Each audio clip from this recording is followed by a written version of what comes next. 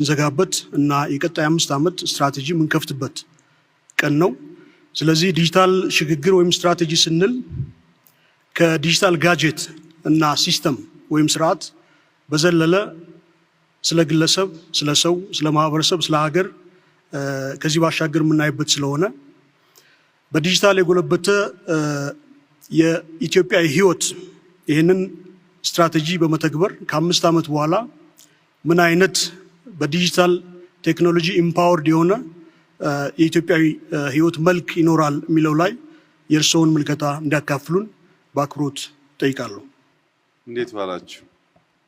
በመጀመሪያ ዶክተር በለጠ እንኳን ደስ ያለ ለማለት እወዳለሁ። እንደምታስታውሰው ዲጂታል 2025 ሲነደፍ ትንሽ አምቢሺየስ እቅድ ስለነበረና በዲጂታል ሴክተር ስትራቴጂ አውጥቶ የመተግበር ልምምድን ብዛም ስላልነበረን አይሳካም ኢሉዥን ነው የሚል ፍራቻ በስፋት እንደነበር ታስታውሳለህ።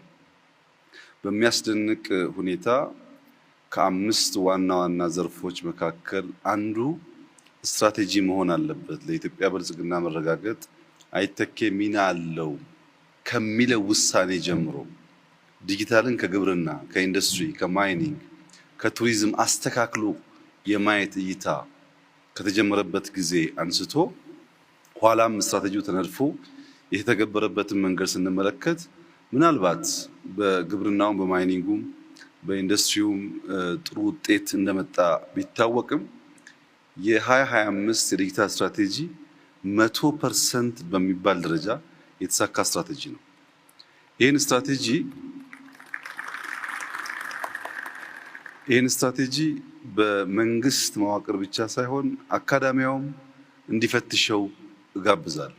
ምን ነበር ትልሙ፣ ንድፉ፣ ምን ተሳካ፣ ምን አልተሳካም የሚለውን ለማየት እድል ቢያገኙ አንድን ነገር አርቆ ማቀድ አርቆ ማለም ብቻ ሳይሆን የመከወን ብቃት ከዚያ ውስጥ እንዴት ሊወጣ እንደሚችል የሚያሳይ አስተማሪ ጉዞ ስለነበረ አንተ በዋነኛነት ይህን ስትራቴጂ የሚመራውን ተቋም የመራህ ሰው ስለሆንክ እንኳን ደስ ያለህ ብልህ የሚገባህ ይመስለኛል።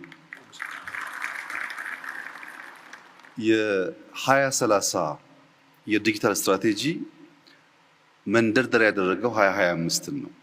ግን ዋና ራዕይ ዋና ፍላጎቱ ሰብሰብ አድርገን ስናይ 3 ነገር ለማሟላት ነው። አንደኛው አክሰስ ነው። ሁሉም ዜጎች